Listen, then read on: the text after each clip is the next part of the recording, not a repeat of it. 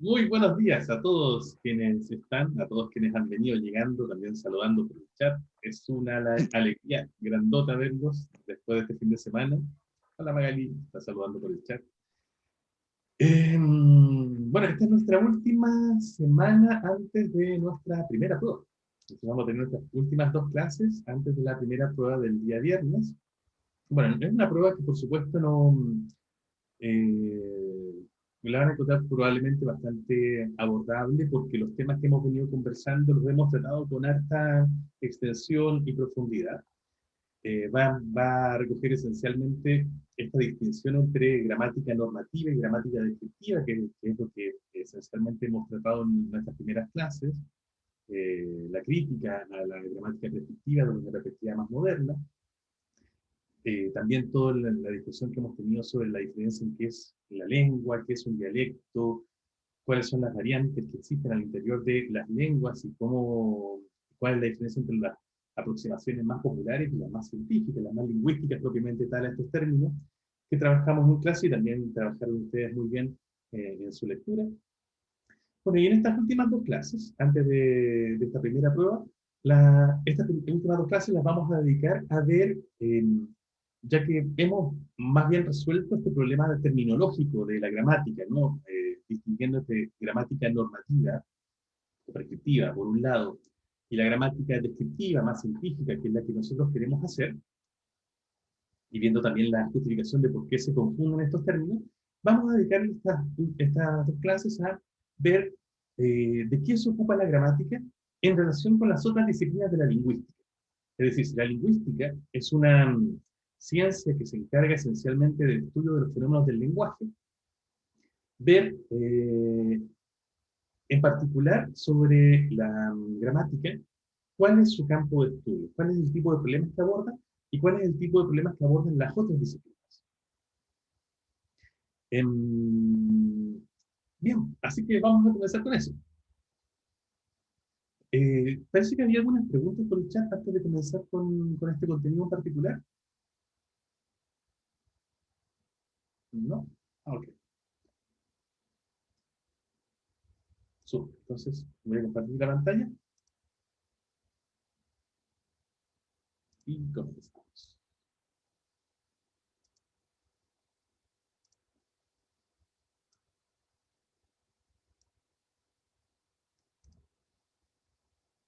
Perfecto. Bien, como les decía, en estas clases vamos a trabajar sobre, al interior de la lingüística, cuáles son los tipos de fenómenos que abordan las diferentes subdisciplinas de la lingüística y en particular cuál es el tipo de problemas que estudia cada una de ellas y la gramática en particular, y cómo se diferencia en cada una de estas disciplinas. Seguramente ustedes ya en introducción a la lingüística o por sus propios conocimientos, su propio estudio, saben que la lingüística está conformada por un conjunto grande de disciplinas diferentes entre sí. De hecho, Ferdinand de Saussure, han escuchado ya de él, ¿no?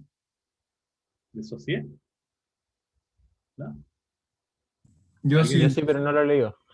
¿No? Ah, perfecto, Antonio, te suena. Lo cita medio mundo en la lingüística, no sé por qué. Sí, bueno, es que es como el papá de la lingüística, ¿no? Es como Newton en física.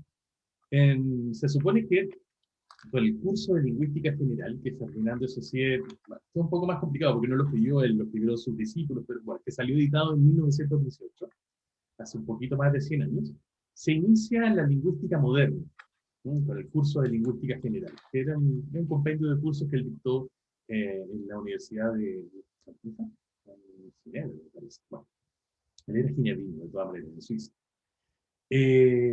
Bueno, y una de las frases más comentadas de ese curso de lingüística general es que la lingüística, o mejor aún, el lenguaje, es multiforme y heteróclito.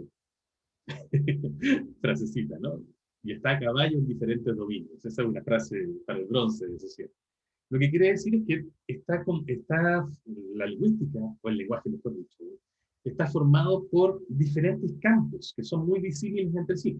Porque por un lado, el lenguaje es un fenómeno social, ya hemos hablado harto de eso, ¿no? Un fenómeno que permite la vida en sociedad, que permite la interacción entre seres humanos y la conformación de grupos sociales. O sea, por un lado, un fenómeno altamente social, sociológico, Por otro lado, es un fenómeno biológico, y dentro de eso entra el campo de las ciencias naturales y específicamente de las ciencias cognitivas, ya que el lenguaje tiene su asentamiento en nuestro cerebro, y lo sabemos, por ejemplo, porque distintas lesiones cerebrales afectan a diferentes partes de nuestra capacidad de procesamiento o producción lingüística. Entonces, saber cómo adquirimos nuestras lenguas, por ejemplo, desde cuando somos niños, o cuando se tiene una lengua como una segunda lengua, como cuando somos más adultos, qué mecanismos cognitivos usamos para hacerlo, qué pasa en nuestras mentes cuando creamos una oración, cuando creamos un texto y cuando lo interpretamos. Todo eso tiene que ver con la psicología, ¿no? Y sobre todo con las ciencias cognitivas.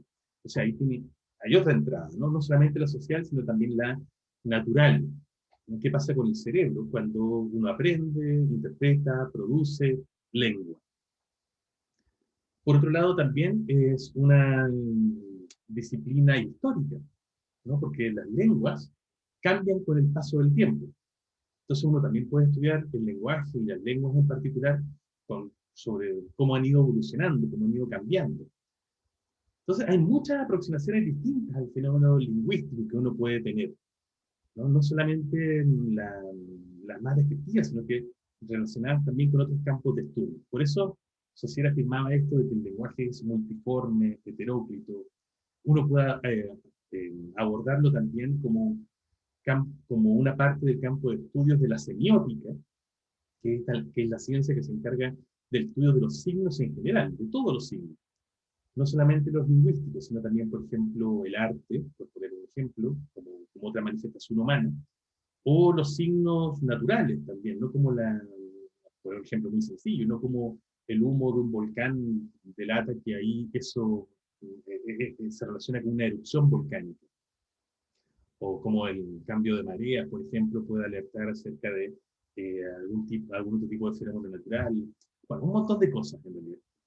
Y de eso se encarga la semiótica. Hay gente muy famosa como Humberto Eco, por ejemplo, han sido grandes semiólogos. Entonces, hay diferentes perspectivas desde las cuales abordar el fenómeno lingüístico. Y también al interior de la lingüística hay diferentes disciplinas que se encargan como de diferentes aspectos justamente de lo que conforma esta gran complejidad que es el lenguaje. La gramática, por supuesto, es una de esas disciplinas que se encarga de estudiar un aspecto específico, pero seguramente ustedes han oído de otras. ¿Qué otras ciencias o disciplinas de la lingüística conocen o les suenan?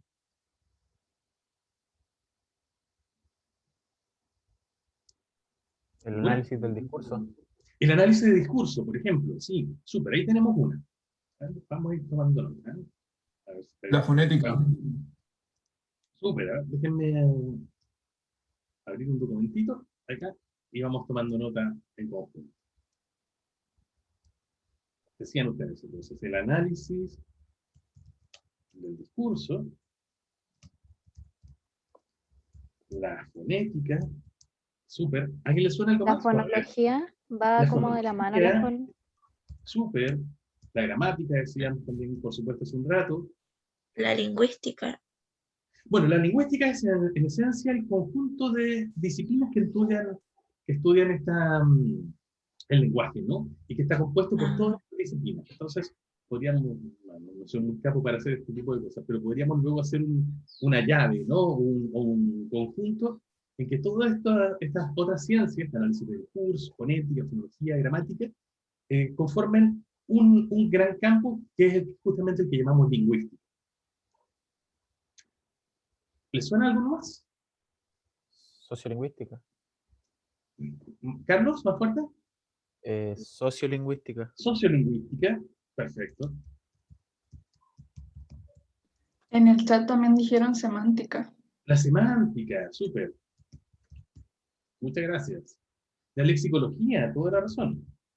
Que tiene una fuerte relación con la semántica. La pragmática también la vamos a poner acá. Morfosintaxis. La morfosintaxis, de hecho, de toda la razón la vamos a poner aquí al ladito de la gramática porque vamos a ver que tiene mucha relación con ella. Y como Carlos empezó con la psicolingüística, perdón, a ver. ¿Psicolingüística? Gracias, Juan, no sé, muchas gracias. En Psicolingüística, metalingüística. ¿Qué más? ¿Qué más? Metalingüística. Uy, eso no lo entendí bien, ¿de nuevo? Metalingüística. Uy, esa no la conozco, ¿de O dónde te suena? sea, es que en una forma, no me acuerdo en qué curso, como que hablábamos de la metalingüística como el estudio de las cosas relacionadas. Es que era extraño, porque Ah, era es una como, función del lenguaje. Es una función del lenguaje, la función metalingüística. Ah, sí, sí, claro. ah, de Cuando ahí tú, era. Es claro, que no me acordaba de cómo era. están estudiando Jacobson, ¿no me equivoco? Lo vimos por encima en una clase, no me acuerdo en cuál Claro, fue. esas son las famosas funciones del lenguaje de Jacobson. La idea ahí es que, aparte de la función comunicativa, ¿no? La función de la que hemos, o referencial, que es el nombre que le da Jacobson, que sirve para hablar del mundo, hay otras funciones que tiene el lenguaje que son, por ejemplo, hablar como que sirva para expresar los sentimientos internos, ¿no? Y ahí tenemos la función expresiva, y la función, por poner otro ejemplo, ¿no? Aparte de la referencial, y la función metalingüística del lenguaje es usar el lenguaje para hablar del propio lenguaje, es decir, todo lo que hacemos nosotros en clase en general. Cuando decimos como, o sea, el lenguaje es tal cosa, cuando decimos, no sé, eh, pero en castellano es una preposición, eso es un tipo de uso metalingüístico, ¿no? Y pero no se está usando como de hecho, y lo raro es que ahí las palabras pierden sus categorías, ¿no? Porque ahí pero no se está usando como una preposición, sino como un sustantivo, tiene la compatibilidad de un sustantivo. Por eso se usa ese nombre. Bueno, pero justamente con esto de sociolingüística, psicolingüística, la verdad es que ahí hay un montón, por ejemplo, que esas son las que llamamos las interdisciplinas. Porque combinan la lingüística propiamente tal, que está acá en la última parte, ¿cierto? Con una mirada específica, ¿no? Socio con la sociedad, psico con la mente, también tenemos la neurolingüística ahí,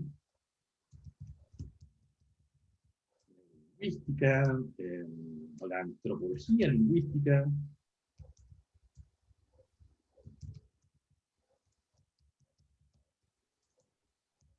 Hay un montón, en realidad son un montón de disciplinas. De hecho, tanto así que ustedes se acuerdan de la película Forrest Gump, una película ya muy vieja, pero seguramente alguno de ustedes Sí, la.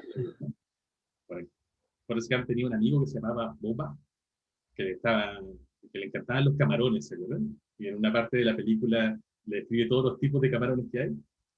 Bueno, hace un tiempo salió un meme relacionado con eso, en que Boba ahora está apasionado con la lingüística, ¿no? Y le dice a Forrest, verás, Forrest, la lingüística tiene muchas ramas. La fonética, la morfología, la fonología, la sintaxis, la pragmática, la grafémica, la lexicografía, la lingüística comparada, lingüística computacional, lingüística forense, lingüística histórica, lingüística matemática, lingüística cognitiva, lingüística clínica, lingüística aplicada, lingüística antropológica, lingüística educativa, etcétera, ¿no? Justamente para mostrar cuán diversos son los campos de estudio de estas ciencias que nosotros abordamos, ¿no? Por supuesto, es imposible en un poquito tiempo meterse en todas, yo de hecho no las conozco todas tampoco. Pero sí vamos a dedicarle esta clase la próxima a ver cuáles son los objetos de estudio justamente de las que ustedes nombraron, ¿no? Que son las más populares, las más conocidas y las que nos van a servir más para diferenciarnos de los objetos de estudio de lo que es propiamente gramática, que es lo que vamos a entrar a estudiar después de nuestra primera prueba. Bueno, partamos por ejemplo con la fonética, ¿no? La fonética, que es la primera justamente que ustedes nombraron, es la que estudia los sonidos de las lenguas. Cómo se articulan, cómo se perciben, las diferencias que hay entre las distintas zonas geográficas en el mundo y la relación que tienen esas zonas geográficas con los distintos tipos de sonido, las diferencias que hay entre los hombres y las mujeres, por ejemplo, o entre personas de diferentes edades y la manera justamente en que perciben y producen sonidos. En general, todo el mundo del sonido, que es un mundo, sobre todo un mundo físico y fisiológico, físico quiero decir por las ondas acústicas, que son, de hecho, ondas que uno puede medir y graficar, y fisiológico, porque tienen que ver justamente con nuestro aparato sonador, con los pulmones, la laringe, la boca, la lengua, los labios, para producir sonidos, y el oído, ¿no? Para percibirlo. Todo eso forma el gran campo de estudio de la fonética. Entonces, todo lo que tenga que ver con el mundo físico de los sonidos cómo se producen, cómo se perciben, y también cómo se relacionan esos sonidos con las características sociales de los individuos que las producen y las perciben, es lo que forma el gran campo de estudio de la fonética. Las lenguas, por ejemplo, las lenguas en el mundo se diferencian mucho por el tipo de sonidos que sus hablantes son capaces de producir y de percibir. Por ejemplo, no sé si ustedes se acuerdan de una película, bueno, en este caso más moderna, de la película Pantera Negra, Black Panther, ¿no? de Marvel. ¿Sí? Bueno, ahí en Wakanda, en esa nación ficticia, los wakandianos hablan una lengua real, en realidad que es el Xhosa. Y el Xhosa se caracteriza por ser una lengua que tiene un cierto tipo de sonidos, ¿no? Que son muy característicos en muchas lenguas africanas, pero que curiosamente en otras partes del mundo no existen, que son las llamadas consonantes no pulmonares, o clics. Es decir, aparte de usar consonantes como en otras lenguas, como por ejemplo la P, la B, la M, que son consonantes que se producen con el aire que sale de los pulmones, son sonidos consonánticos que se usan sin aire de los pulmones. Es decir, como por ejemplo, o bilabial, por ejemplo, juntando los dos labios y haciendo un chasquido, como, o con la lengua, o haciendo un chasquido también con la parte más trasera de la lengua, como. Y eso se combina justamente para crear palabras en esas lenguas. Bueno, pero más fácil todavía que yo se lo describa. Yo, de hecho, no soy hablante de ninguna de esas lenguas. Pero les voy a mostrar un pequeño video en que esto se muestra. Aquí tengo un hablante, justamente de Xhosa, de esta lengua de la que les hablaba, en que él justamente está tratando de ver cómo él puede diferenciar a un hablante de esa lengua de hablantes de otras. Incluso propone un cierto tipo de trabalengua en esta lengua, para que lo vean. Espero que esta vez se oiga bien. It's about how they used to test someone if you are coming from South Africa or from another country. So they will ask you to say some words. For example, you know, so if you can't say like and then if you can say slowly, they'll say fa. ¿Se alcanza a oír? ¿Sí? Bueno, él está diciendo cómo él es capaz de diferenciar a una persona que viene de Sudáfrica de una persona que habla otra lengua, ¿no? Y le dice, bueno, si eres capaz de decir esto, y eres capaz de decirlo rápido, es que realmente eres de Sudáfrica. So, you know, that is how it works. And then there's a song that says, actually it's a phrase way, meaning the lion, you know, it's more like a chess song, but it goes like this. And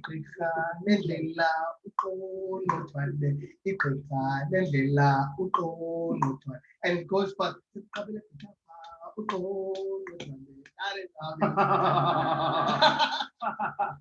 Unfortunately, I won't be able. ¿Ven? Ese es el tipo de sonidos que se producen en esta lengua, en este caso en particular en Xhosa, para crear palabras que claramente nosotros o hablantes de español, por ejemplo, no tenemos en nuestra lengua. Eso no quiere decir, obviamente, que nosotros no seamos capaces de producir o de entender esos sonidos, ¿no? De hecho, con un poco de esfuerzo, con un poco de aprendizaje, se pueden llegar a producir esos sonidos específicamente en las palabras, pero nosotros no los usamos en una lengua como el castellano como parte de nuestro sistema consonántico, ¿no? Entonces, ahí tenemos una diferencia, por ejemplo, que se encarga de estudiar la fonética, cómo son esos sonidos que se producen en las distintas lenguas del mundo, y cómo se relacionan justamente esos sonidos con las distintas zonas geográficas en las que se habla, ¿no? Por poner un ejemplo. Y esto, por supuesto, no solamente se limita a los sonidos que se producen en diferentes zonas del mundo que podemos decir son lenguas distintas, sino que también en el interior de lenguas, sobre todo lenguas con gran extensión territorial y con muchos hablantes, también en los diferentes dialectos que conforman esas lenguas hay diferencias entre los distintos hablantes. Por ejemplo, no sé si ustedes recuerdan, le he hecho mucho esta pregunta últimamente, como un paseo por la nostalgia, una canción de Fito Páez de los años 90 que se llama El amor después del amor. No sé si la conocen. ¿Sí? ¿No? Sí. Sí, Aranza la conocí. Temazo, dice Antonio. Bueno, quiero que escuchen un trocito del amor después del amor. ¿Dónde lo tengo? Aquí. Atención. ¿Qué diablos dice Fito Páez ahí? Aranza, tú la cantaste en coro. Sí, fue muy difícil. Me imagino, una canción de gran exigencia vocal. Oye, Aranza, y entonces cuando la cantabas en coro, ¿qué dice? ¿Qué dice esa parte? Una llave por otra llave y esa llave es tu amor. Sí, tienes toda la razón. Eso es lo que dice. De hecho, a mí me costó mucho. Yo era adolescente cuando esa canción salió. Y me gustó mucho. Y quería cantarla, pero el problema es que no tenía idea de lo que decía. Y hace poco, claro, busqué la letra. Y tú tienes toda la razón, Aranza. Dice, una llave por una llave. Y esa llave es mi amor. Una llave por otra llave. Y esa llave es tu amor. Así que, en efecto, eso es lo que dice. Pero, si uno la escucha, esto la voy a poner de nuevo muy cortito para que la veamos. Pero como dice muy bien Elisa en el chat, claro, lo pronuncia con lo que ella dice, la she argentina. ¿Cómo es eso, Elisa? Es que el sonido como de la doble L o la Y la pronuncian como she, como con una SH entre medio. Entonces a veces suena distinto. De hecho, Sí. tiene hartas variedades de pronunciación, incluso en la misma Argentina. Hay personas en Argentina que lo pronuncian como ye, así como haciendo vibrar acá las cuerdas vocales, ye. Otras que lo pronuncian ya como she, en que ni siquiera vibra la cuerda vocal. Y otras que ya lo pronuncian incluso como una S. De hecho, creo que Fito Páez se aproxima un poco a eso, así como C. De hecho, yo cuando cabro escuchaba, uno sabe por otro sabe, algo así. Y por eso no entendía nada de lo que decía esa parte de la canción. Bueno, justamente aquí esta diferencia en la pronunciación bueno, y nosotros obviamente la pronunciamos de manera muy distinta. Llave es muy distinto a llave, a llave, a sabe, ¿no? Pero hay hablantes distintos en diferentes partes del habla española que pronuncian esa consonante, que todos escribimos igual, de maneras distintas. Natalia dice que luego de ver la letra entendió lo que decía y pasó lo mismo. Claro, como dice Sofía, ese fenómeno, o los distintos fenómenos relacionados con la pronunciación de esta consonante, son conocidas como yeísmo, yeísmo, yeísmo, dependiendo justamente de cómo se pronuncia. Sofía tiene toda la razón. Y esto también es un fenómeno estudiado por la fonética, ¿no? Entonces, al igual como la fonética se encarga de estudiar cómo las distintas lenguas del mundo tienen distintos sonidos asociados con ellas, también se encarga de estudiar cómo al interior de las lenguas, las diferentes regiones, por poner un ejemplo, aunque también hay otras distinciones, se distinguen también justamente por cómo pronuncian algunas de sus vocales y consonantes. Esto pasa, por supuesto, también en otras lenguas. Por ejemplo, hay una canción en inglés que quizás algunos de ustedes conocen, que es muy famosa porque se trata de oponer las maneras en que habla una persona de Estados Unidos frente a una persona de Inglaterra. Pues, empieza diciendo, tú dices potato, yo digo potato, por ejemplo. Y es una canción que sale en muchas películas y cosas y cuestiones parecidas. Que justamente trabajan con la misma idea, ¿no? Que en diferentes partes que hablan una misma lengua, también puede haber diferencias de pronunciación con respecto a esas palabras y que distinguen a cada una de las regiones. Y esto, por supuesto, no solamente se trata de consonantes y vocales, sino también, por ejemplo, de la entonación. Y, de hecho, por supuesto, probablemente ustedes distinguen también por la entonación a un hablante argentino, de un hablante quizás colombiano, de un hablante peruano, o incluso dentro de zonas distintas de Chile, ¿no? Un hablante del sur, de un hablante del centro, también se distinguen por lo que llamamos un cantito, ¿no? O un acento, y todo eso tiene que ver con la entonación en particular que se tiene al hablar. Todo esto, todos estos fenómenos de los que hemos venido hablando, son parte del amplio campo de estudios de la fonética. Ustedes van a tener un curso, por supuesto, de esto, en que van a poder profundizar mucho más. Esto es solamente como una pincelada, ¿cierto?, de cuáles son algunos de los fenómenos que estudio, algunos de sus problemas, y cómo se distingue, y vamos a ver ahora en comparación con otros, cómo se distingue de las otras disciplinas de la lengua. Ya está ahí. ¿Alguna pregunta, chicos? ¿Les queda más o menos claro de qué se trata la fonética? ¿Bien? Ok. Sí, profe. Gracias, Magdalena. Bueno, pasemos ahora a una disciplina que se parece mucho a la fonética, se relaciona mucho con ella, pero tiene un punto de distinción, que es la fonología. Yo les decía recién que la fonética se encarga esencialmente de los sonidos, y que es por lo tanto una disciplina muy física, ¿no? Tanto desde el punto de vista propiamente físico de las ondas sonoras, como fisiológico del organismo humano que lo produce y lo procesa. La fonología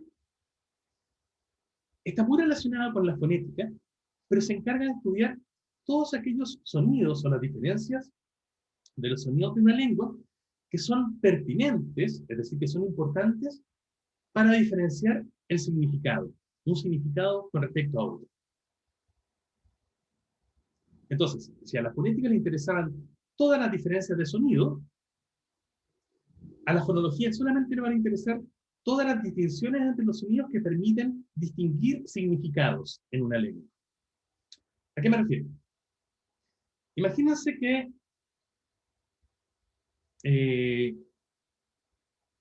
yo les digo, o sea, por ejemplo, o alguien se les acerca en la calle y les dice, o cuando se puede salir a la calle, ¿cuánto cuesta un chicle? Y otra persona, o esa misma persona en otro momento les dice, oye, ¿cuánto cuesta un chicle? ¿Entienden algo distinto en un caso o en el otro? Entre un chicle y un chicle. ¿No? ¿O significa lo mismo? Yo personalmente creo que entendería lo mismo.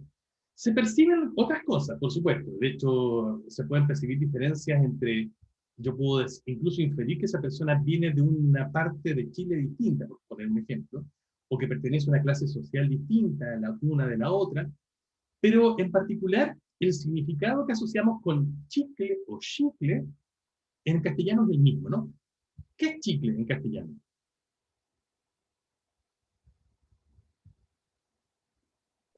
Goma de mascar.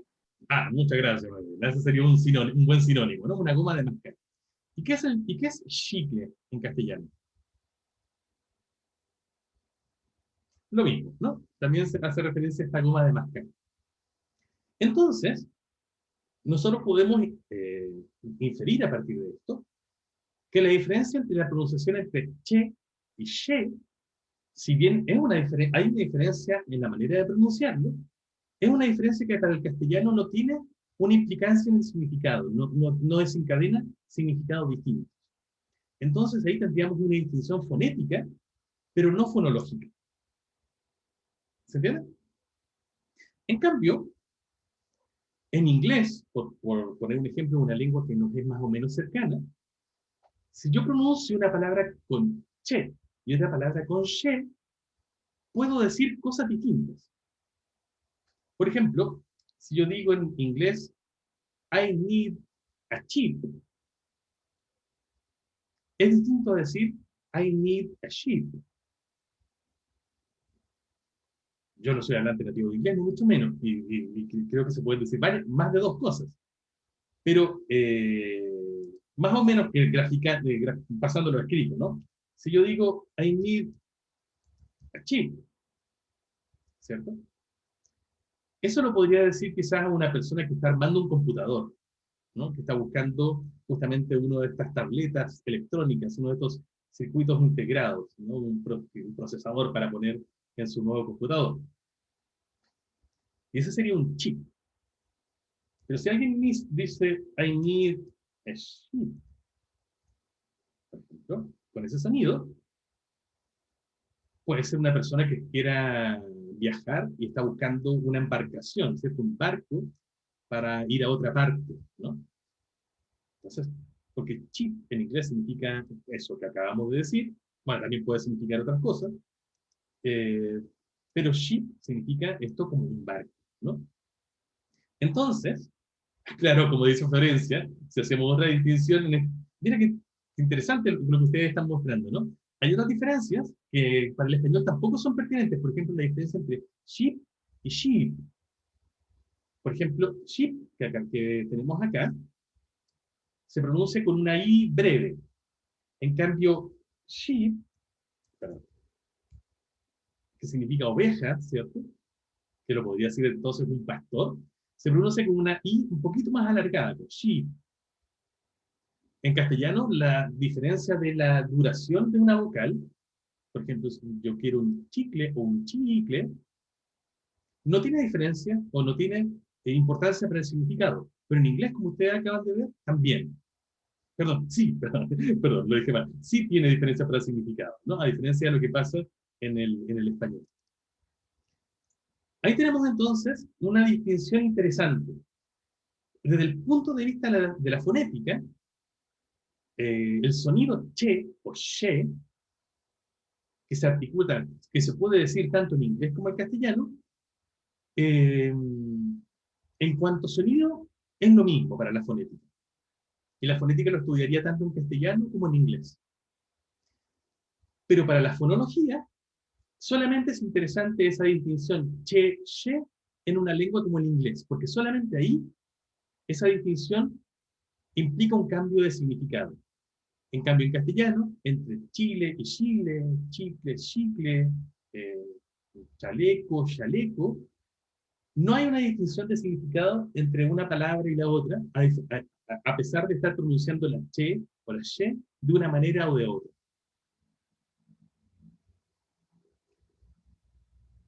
Mientras la fonética entonces se encarga de estudiar los sonidos de las lenguas, la fonología estudia otro término que llamamos los fonemas de las lenguas. Y por decirlo de una manera sencilla, un fonema no es equivalente a un sonido, sino que es todo sonido que es pertinente para distinguir un significado de otro en una lengua.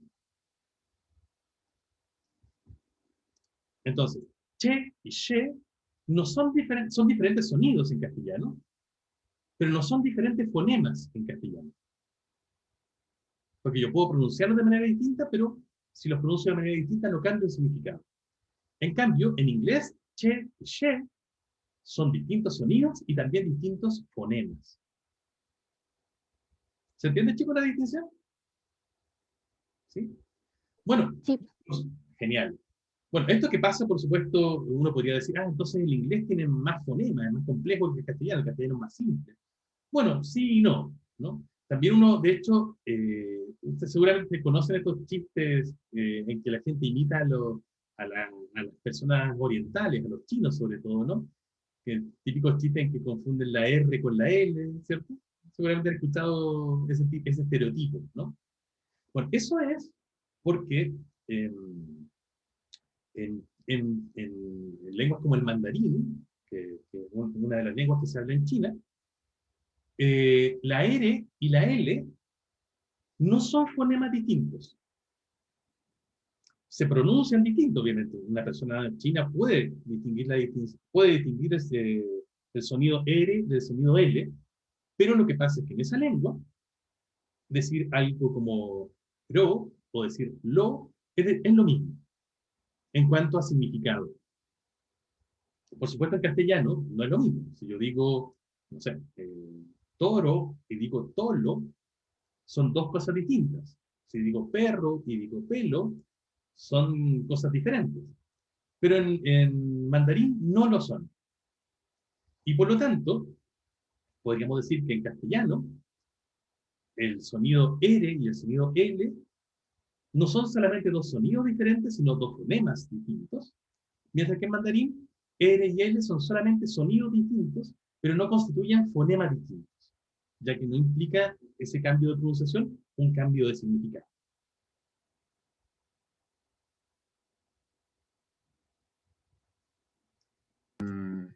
Además, esa es la razón por la cual el mandarín no tiene como el fonema ese de R. Y porque cuando alguien aprende español, generalmente le cuesta ese perro. Claro, bueno, no solamente desde... Tierra. Tienes toda la razón. De hecho, el fonema que llamamos el vibrante múltiple, que es justamente ese R, es un fonema raro en muchas lenguas. De hecho, los hablantes de inglés tampoco lo tienen. De hecho, por eso cuando un gringo trata de aprender como segunda lengua el castellano, Ese es uno de los sonidos, uno de los fonemas que justamente más le cuesta. Y suelen pronunciarlo como, ¿cierto? Como un poco más con la garganta que con la lengua.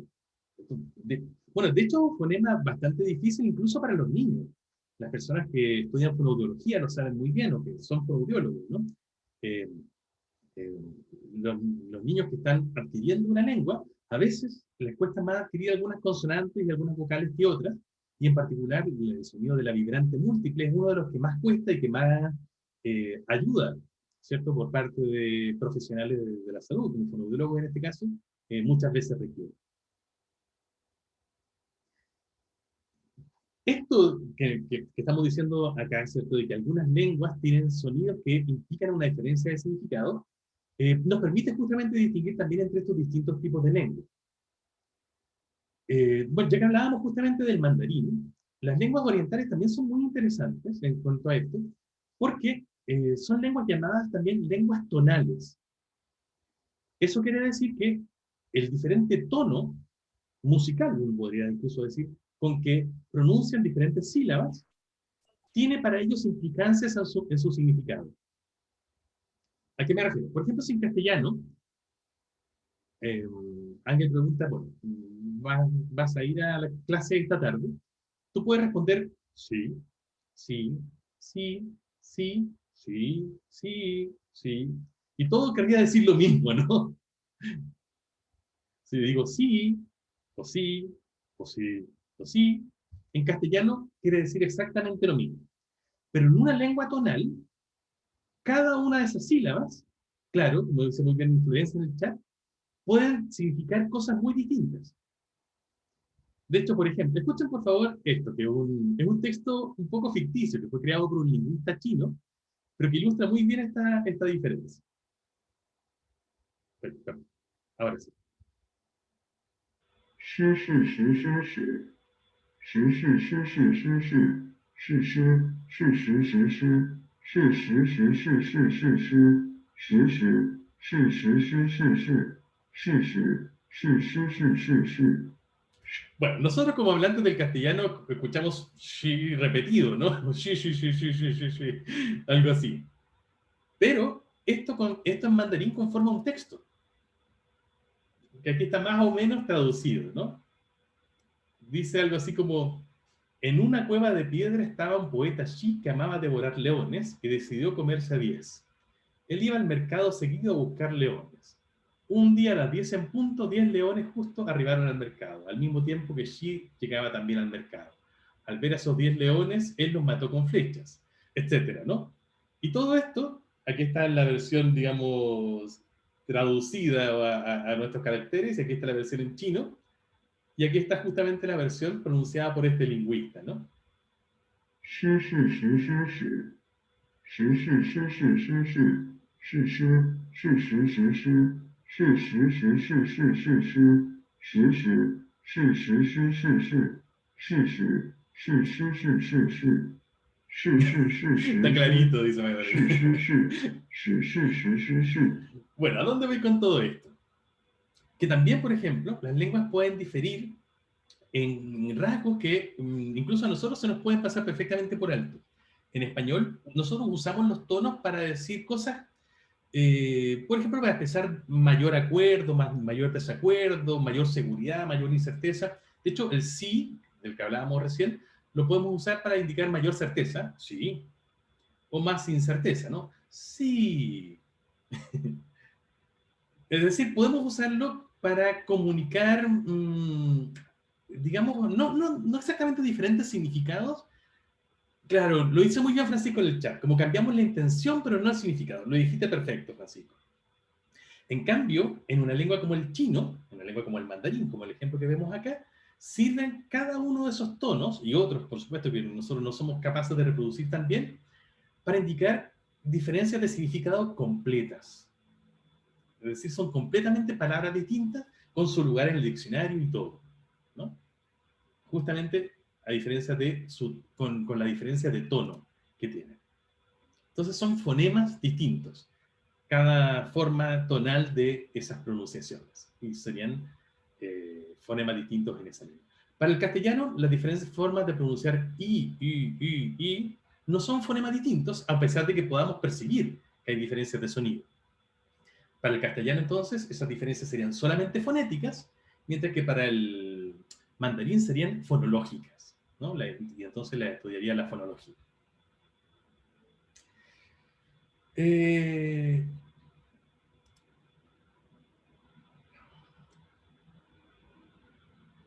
Una persona, un escritor español, ilustra muy bien esta diferencia entre sonido y fonema. Me refiero a Juan José Millás, no sé si lo conocen. Es un cuentista y escribe también artículos, columnas en diario.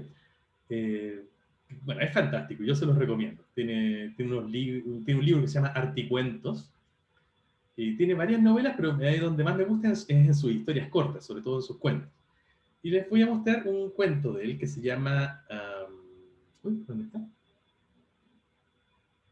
La Cosa. El autor se llama Juan José Millás. Y este cuento de él que se llama La Cosa ilustra muy bien esto de la diferencia entre los significados y específicamente, no es los significados, perdón, quiero decir, específicamente la diferencia entre qué constituye un fonema y qué no constituye un fonema en una lengua. Aquí está, La Cosa. Dice así.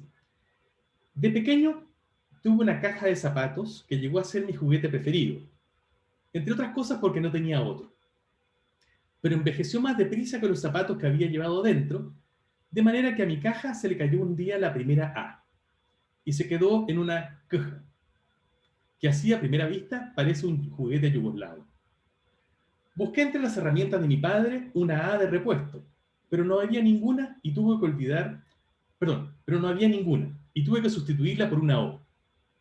De este modo, sin transición, tuve que olvidar la caja para hacerme cargo de una coja, lo que es tan duro como pasar directamente de la niñez a los asuntos.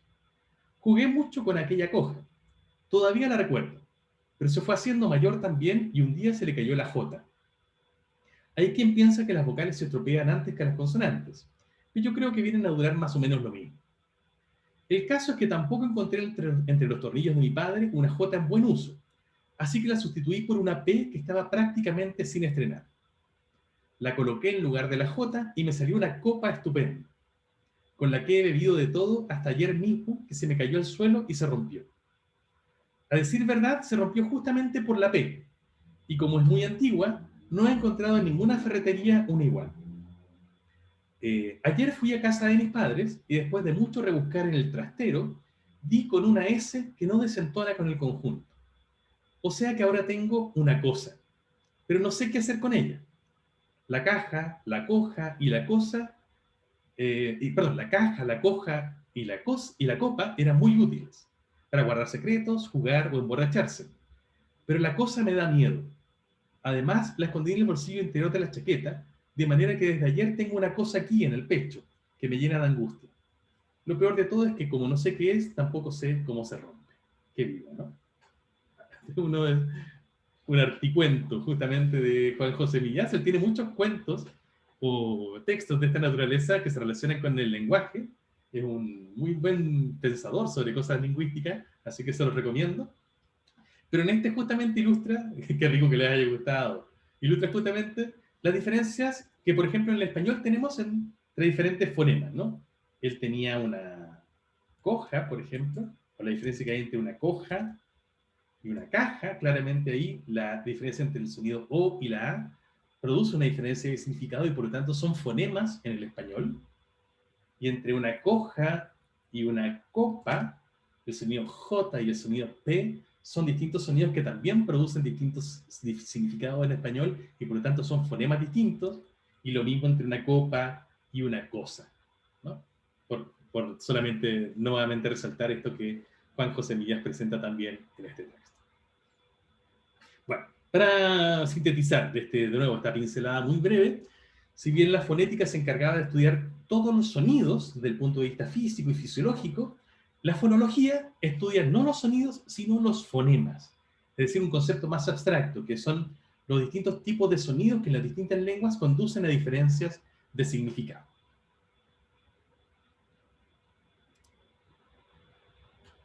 Súper.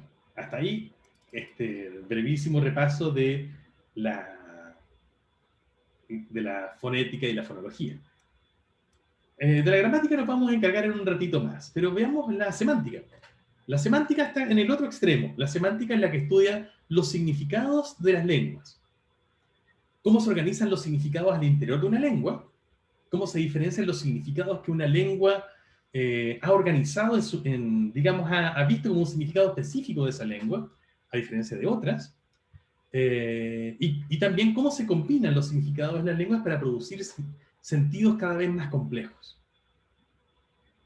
Las lenguas, de hecho, se diferencian unas de otras porque son capaces de, ¿cómo podríamos decirlo?, de dividir el mundo en distintas parcelas de significado.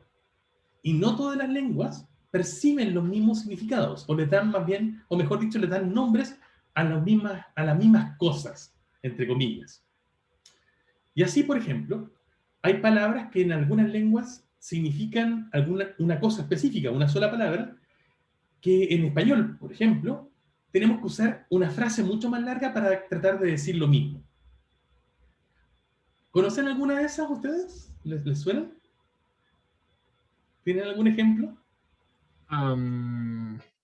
Sé que el finlandés ¿Ya? tiene una palabra que en español se tendría que traducir como estar borracho con ropa interior el viernes en la noche.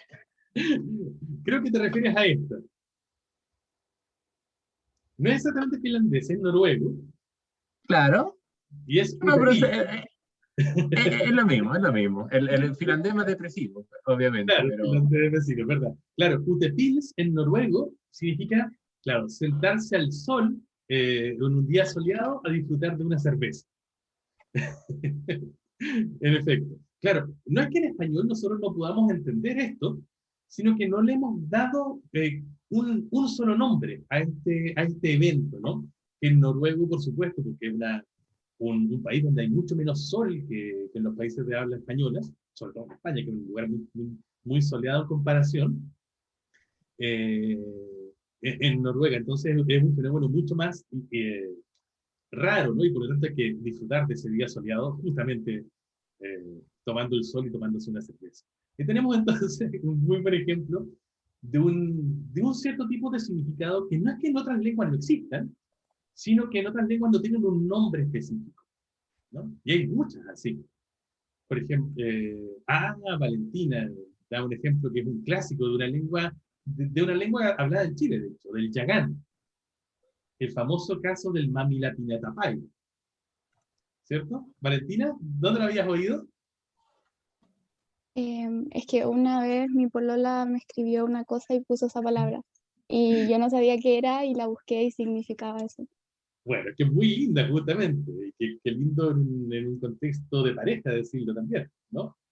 El Mamilapinatapay significa, es una palabra que, bueno, como dice acá, que ilustra esa mirada cargada de significado, ¿no? Que hay entre dos personas, entre las cuales cada una de ellas quiere ser la primera que dice algo, pero ninguna de las dos se atreve a dar el primer paso. Esa es Mamilapinatapay, ¿cierto? Oye, Benjamín tiene una muy bonita, a ver, cuéntanos, Benjamín, esa no la conozco. No, esa era la que estaba hablando. La del... Esa era del finlandés, y significa algo parecido a Pils.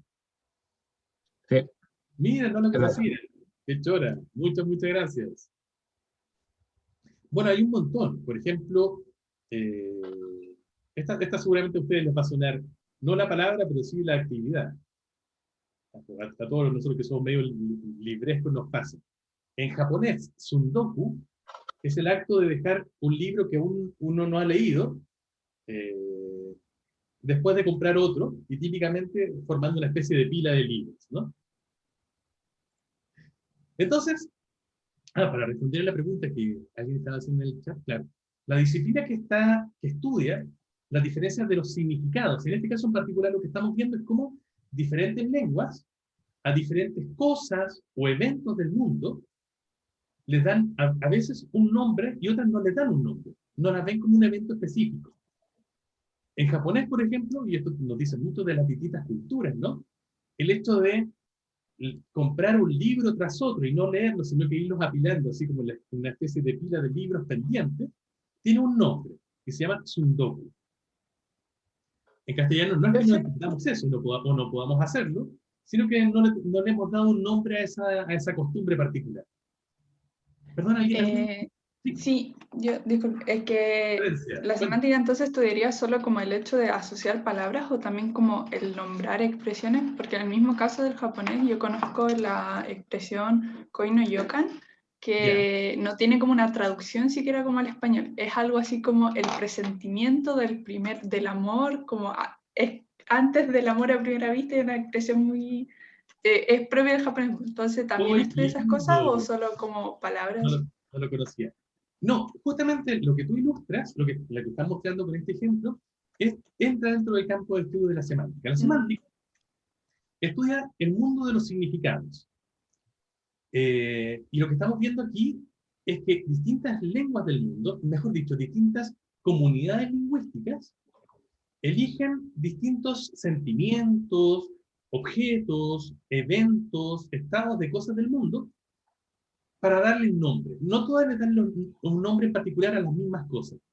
Y así como tú muy bien ilustras en este ejemplo, hay una especie de sentimiento que la comunidad de habla japonesa le ha dado un nombre, que la comunidad de habla español no tiene un nombre en particular para ello. No significa que nosotros no podamos sentir lo mismo, ¿no? Solamente que para nuestra cultura eso no tiene un nombre específico. Y eso, por supuesto, permite distinguir una lengua de otra lengua distinta. Bueno, esto de estas especies de palabras que no tienen traducciones a otras lenguas,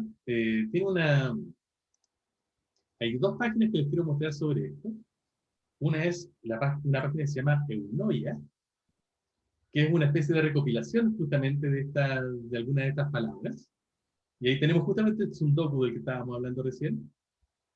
Y Mamila Pinatapai también está aquí metida. Y hay un montón de otras más, la pueden visitar cuando quieran.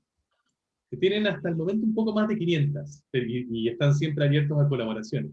Bueno, y justo hoy día en la mañana, así por casualidad, me encontré con esta otra. Una página que se llama Beyond Translation, que trata de ser un mapa justamente de las palabras, perdón, de las palabras que son más intraducibles, digamos, en el mundo. Y es una página que está recién empezando. De hecho, tienen 10 palabras, no muchas más. Así que también ustedes pueden colaborar con este sitio cuando quieran para hacer este mapa. Justamente que recoge el fenómeno del que estábamos hablando. Carlos, sí, adelante. Para añadir a esto, el alemán, por ejemplo, en el ámbito de la filosofía, más que nada, tiene mucho de eso. Tiene demasiadas palabras inventadas por los autores. Claro, que son intraducibles, de hecho. Por ejemplo, en sus distintos campos, por supuesto, de la filosofía, han creado, ¿cierto?, palabras que son muy difíciles de traducir a otras lenguas. Eso es una mezcla tanto de la lengua como del campo de especialidad, ¿cierto?, en que también muchas veces se crean palabras que tienen un significado específicamente en ese ámbito. Sí, toda la razón. Claro, en todas las lenguas, de hecho, se produce. De hecho, en el Sí, alemán, de hecho, como dice Francisco Heidegger, hace mucho eso, mezcla palabras para crear nuevos conceptos y son intraducibles, de hecho. Claro, que el alemán se da mucho para eso porque es una lengua que permite mucho la composición, es decir, ir juntando muchas raíces de palabras para formar una palabra más compleja. Que en otras lenguas eso... el Mapudungun también es capaz de hacer eso, de hecho, de manera más compleja aún que el alemán. Pero otras como el castellano no son tan propicias para eso. Por eso cuando traducimos algún término de esas lenguas hay que darse unas vueltas enormes para tratar de decir lo mismo. ¿Benjamín? Sí, quería preguntar, ¿el nombre de eso específicamente es lenguas aglutinantes? No exactamente. En ese sentido, las lenguas aglutinantes son lenguas que van, ¿cómo te lo digo? Para no usar mucho tecnicismo, que usan muchos morfemas, que tampoco hemos dicho todavía que son los morfemas, pero digamos que son como segmentos de signos lingüísticos, uno encadenado y concatenado uno después de otro, sin fusión entre uno y otro.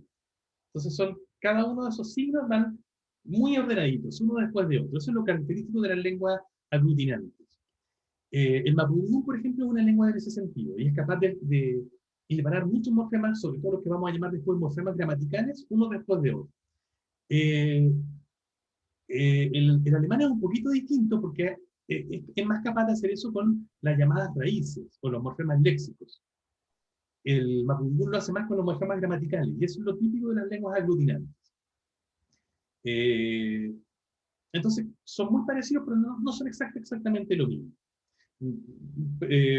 Para profundizar un poco más en esto, vamos a necesitar un poco más de lenguaje técnico, ¿no? Un poco más de metalenguaje de morfología, así que voy a dejarla reservada eso para un poquito más adelante.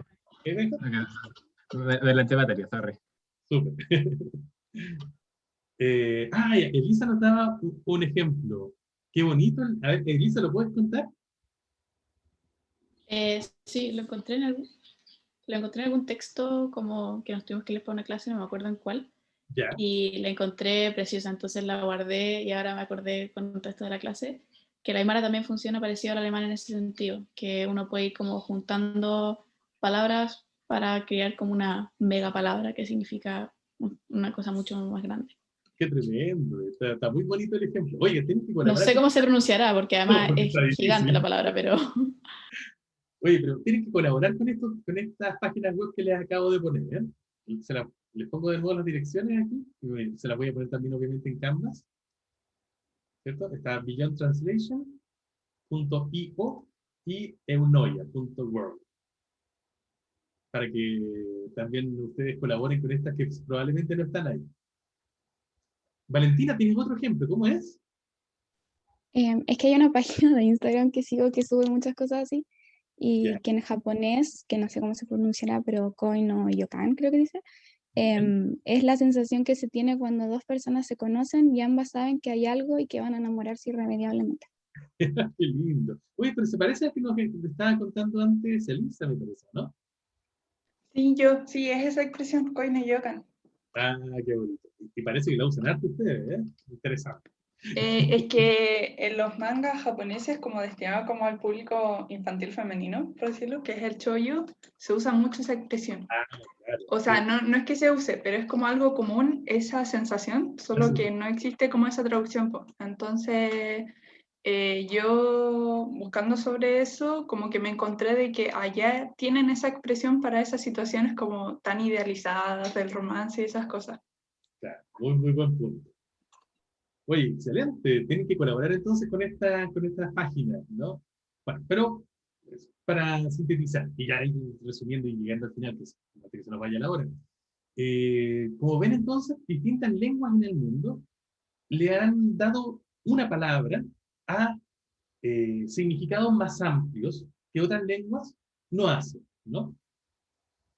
Cómo las lenguas distintas, cómo las distintas comunidades lingüísticas dividen el mundo y les asignan a esas divisiones que hacen del mundo palabras, nos permite distinguir una lengua de otra. Y de estas divisiones, por ejemplo, se encarga justamente la semántica. Y sobre todo la lexicología, ¿no? Que es la parte de la semántica que se encarga justamente del estudio de las palabras y sus significados. Así que ahí tenemos porque la semántica también es más amplia. Por ejemplo, la semántica también podría estudiar este ejemplo que les quiero mostrar. Pero antes de mostrarles el ejemplo, ¿alguno de ustedes recuerda a Marcelo Salas? ¿Sabe quién es? Matador. Muy bien, ya, entonces lo conocen. Claro, Marcelo. Carlos, cuéntanos, ¿quién es o quién era Marcelo Salas? Un futbolista chileno. Perfecto. Gran futbolista chileno. Gran futbolista chileno, ¿cierto? De la Universidad de Chile. Y también miembro de la dupla Sasá. Claro, famosa dupla futbolística de los años 90.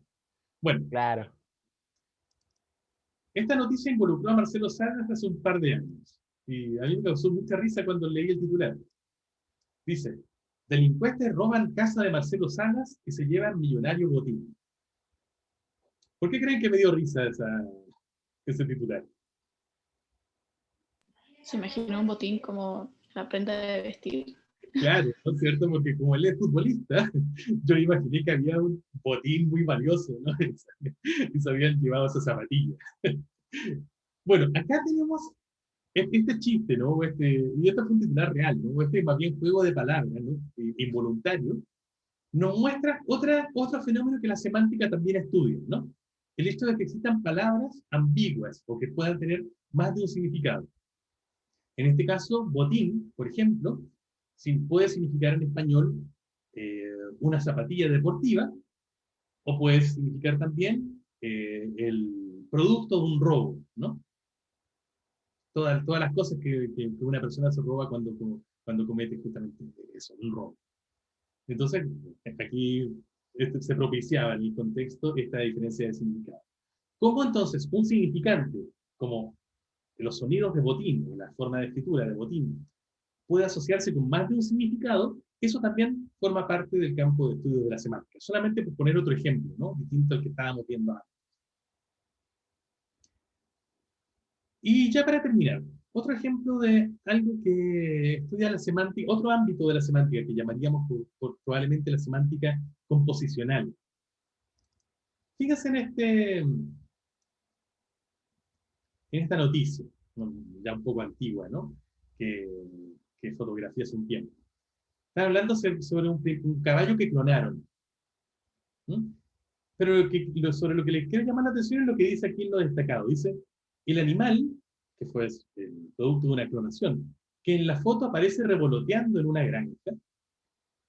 A mí me llamó mucho la atención esa frase. ¿Les suena a ustedes raro que este animal... Un caballo mariposa. ¿Cierto? Como que revolotear no le viene bien a un caballo, ¿no? A una mariposa, sí. ¿Qué más podría revolotear? O sea, Las cualquier aves. cosa con alas. Algo con alas. Una mosca. Algo con alas en primer lugar, ¿cierto? Claramente, algunas aves, quizá un colibrí podría revolotear, pero un cóndor no, ¿no? O un águila, no, raro. Parece ser que revolotear como que le viene bien a las cosas chicas que vuelan, pero no a las cosas grandes, y mucho menos a los caballos, ¿no? Entonces, que un caballo revolotee, no es que sea imposible, pero produce una cierta sensación de extrañeza, ¿no? Bueno, justamente, un caballo revoloteando en una granja no es algo agramatical, no es algo que no se pueda decir, pero es algo que nos produce una cierta sensación de extrañeza. Y eso es porque hay palabras que no se pueden combinar tan fácilmente unas con las otras, a pesar de que no sea imposible, porque producen ciertas sensaciones de significado que son extrañas. Justamente, el tipo de combinaciones que son posibles o raras en las lenguas, como por ejemplo en este caso, son también parte del campo de estudio de la semántica. Un ejemplo muy claro de esto, de cómo es distinto el agramatismo o la agramaticalidad de la inquietud semántica, podría decir, lo dijo Noam Chomsky, otro famoso lingüista, cuando pronunció una frase que fue: las verdes ideas incoloras duermen furiosamente. Una famosa frase de la lingüística. Las verdes ideas incoloras duermen furiosamente. Ah, esa frase no tiene sentido. Esa es la gracia. Claro, exacto. Es una frase que es un poco surrealista, ¿no? Sí. Que podría estar en un poema surrealista. Y es porque es una frase que es perfectamente castellana, ¿no? Una persona, podría decir, esta persona está hablando castellano, pero no tiene sentido. Justamente porque las ideas no pueden tener colores, entonces es raro que se diga que sean verdes, pero es peor aún que se diga que sean verdes y sean incoloras, como no son seres vivos, no pueden dormir, y si alguien duerme no puede hacerlo curiosamente, porque es todo sin sentido. Y eso nos produce una gran sensación de extrañeza, esa frase nos produce una gran sensación de extrañeza semántica, pero igualmente se puede decir en castellano. Entonces, ¿cuál es la diferencia entre la agramaticalidad, de la que nos vamos a encargar en la próxima clase, y simplemente esta diferencia mejor no simplemente, una diferencia de anomalía semántica, es justamente lo que estudia también la semántica, ¿no? Esta otra disciplina. Francisco nos tenía una pregunta en el chat, y con esto terminamos. ¿Podrías empezar la pregunta también oralmente, Francisco?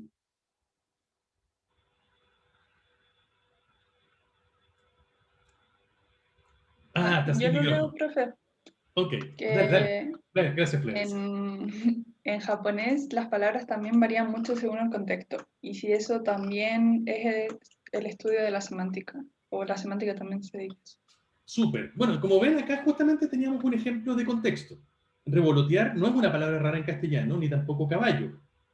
Pero un caballo que revolotea sí es una combinación rara. Y eso justamente es una combinación contextual. Ahora, si por Y, contexto, o sea, no sé si tal vez se refería a esto, pero por ejemplo está el caso típico que koi en japonés significa carpa, o sea, el pez que es una carpa, y también koi significa amor, como tal vez pueda referirse como a eso, de que es una misma palabra, el mismo sonido, solo como que con el contexto bueno, depende. ese es un caso parecido al ejemplo que dábamos recién de botín, ¿te acuerdas? Que en castellano también puede tener dos significados distintos, dependiendo de el contexto en que aparece. En efecto. Ahora, también puede pasar que una palabra no adquiere un significado distinto, pero sí adquiere una intención distinta dependiendo de la situación en la que se pronuncia. Eso ya no es parte del campo de estudio de la semántica, sino que justamente eso es lo que va a estudiar una disciplina parecida, que es la pragmática.